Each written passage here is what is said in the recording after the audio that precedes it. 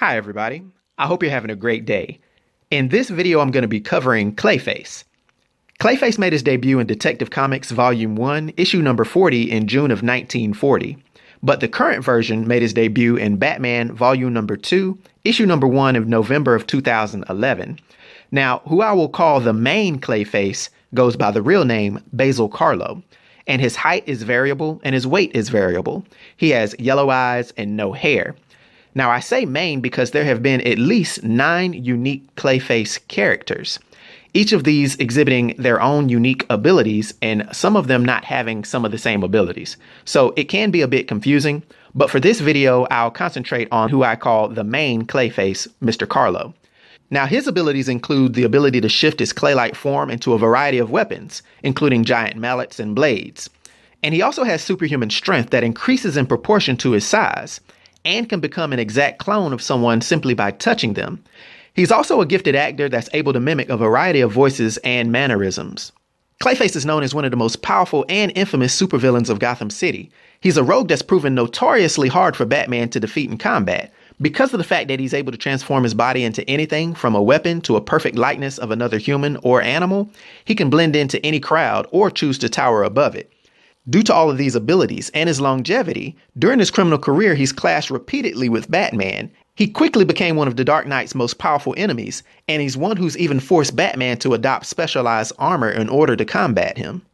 Now, I will quickly run over each of the individuals that's taken on the Clayface title, because as I stated earlier, each of them has a different power with the exception of their shape-shifting ability. Now, in earlier appearances, Basil Karlo had no powers, but he just wore a mask based on one of his movie roles. In recent comics, Karlo's body is made out of mud upon taking the DNA of Clayface 3 and Lady Clay, enabling him to gain the combined powers of both. In the New 52, these powers are improved to a level in which he can mimic the DNA of others. Now, another Clayface was Matt Hagen, and he had temporary shape-shifting ability and voice shifting, and a body constituted by living mud, which he can divide or change tone at will. Hagen had to re-immerse himself in a pool of protoplasm to recharge his powers every 48 hours, or else he would regress back to his human form. Then we also have Preston Payne, who originally had shape-shifting powers, yet ended up gaining the ability to melt people with his touch. He had superhuman strength from his exoskeleton and anti-melting suit. Then we have Sandra Fuller, who had shape-shifting powers and power of duplication. Next up is Cassius Clay Payne, who had the power of both of his parents. If a piece of him is separated from his mass, it can develop some consciousness of its own and even bond with a human to transform them into a quote-unquote clay thing. Next, there's Dr. Peter Malley, who had the same powers as Cassius, but also could melt people just by looking at them. The individuals Todd Russell and Johnny Williams also took on the titles of Clayface, and they both simply had shape-shifting powers. The 9th Clayface debuted in Batman Incorporated Volume 1, issue number 6 in June of 2011, and he's simply known as Clayface of Japan. Not much else is known about this Clayface, although he resembles all the previous Clayfaces and seems to have their same power set. Batman has stated, though, that this Clayface is a newcomer, a samurai, and operates in or around Hokkaido. Now, back to the original Clayface, Basil Karlo. He's a B-list actor who was driven insane when he hears that a remake of the classic horror film that he starred in, The Terror, would be shot without him acting in the film, although he is to be one of the advising staff.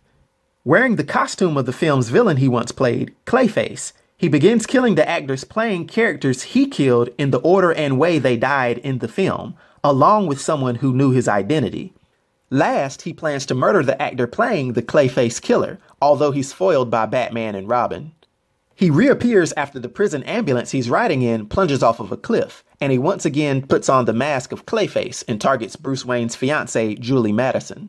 But once again, the dynamic duo defeat his plans. Much later, Karlo languishes in a prison hospital when the current Clayface, Sandra Fuller, visits him out of curiosity.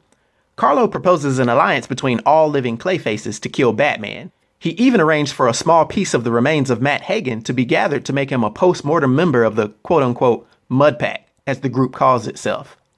Although the Mud Pack is defeated, Karlo injects himself with blood samples from Preston Payne and Sandra Fuller, gaining the abilities to shapeshift and melt with a touch. He becomes the self-declared ultimate Clayface. He's defeated by the combined efforts of Batman and Looker of the Outsiders by overloading his abilities, making him melt into the ground. He literally sinks into the Earth's crust when he loses control of his powers. He survives, though, and now his body has crystals that are similar to quartz that endow him with even greater powers. Later, Karlo escapes his underground prison when Gotham City is struck by a great cataclysm. He captures Batman and is about to kill him, but he gets into a disagreement with Mr. Freeze on who has the right to kill him. Using that as a distraction, Batman easily defeats both of them. During the No Man's Land storyline, Karlo holds Poison Ivy, who's in charge of producing fresh vegetables for the remaining people in the city, prisoner in Robinson Park. Poison Ivy eventually battles and defeats Karlo, sinking him deep into the ground. It appears that the ultimate Clayface is destroyed in this battle, but he resurfaces as a member of the secret society of supervillains. Later, he seeks to increase his already formidable powers by absorbing Wonder Woman, which this storyline uses her origins as being a clay construct similar to him. And this gives him an amount of powers that borderlines on invulnerability. While he's successful in absorbing some of her powers, which causes her to regress to a teenage appearance resembling Donna Troy, he is ultimately returned to normal when Wonder Woman and Donna were able to trick Clayface into entering a train carriage with Wonder Woman while she was disguised as Donna. Donna then used the lasso of truth to swing the carriage around and turn it into a mystical centrifuge, causing the clay Clayface had taken from Wonder Woman to split away from him and re-merge with Wonder Woman due to the differences in the two types of clay. Now, although Clayface has had many run-ins with Batman and some of the members of Justice League over the years, it is worth noting that in Detective Comics issue number 934 in 2016, Basil Karlo is recruited by Batman to join his team of heroes to defend Gotham City from a new menace. This issue presents Clayface as a more sympathetic character than in the past, saying that Karlo accepts the offer to join Batman's new team. Now, due to his powers and abilities and his influence on the DC universe, for my 1 to 10 rating, I'll give Clayface a rating of 8, which is a nostalgic rating. I hope everyone enjoyed the video. I'll talk to you next time. Be sure to like and subscribe to The New Sage.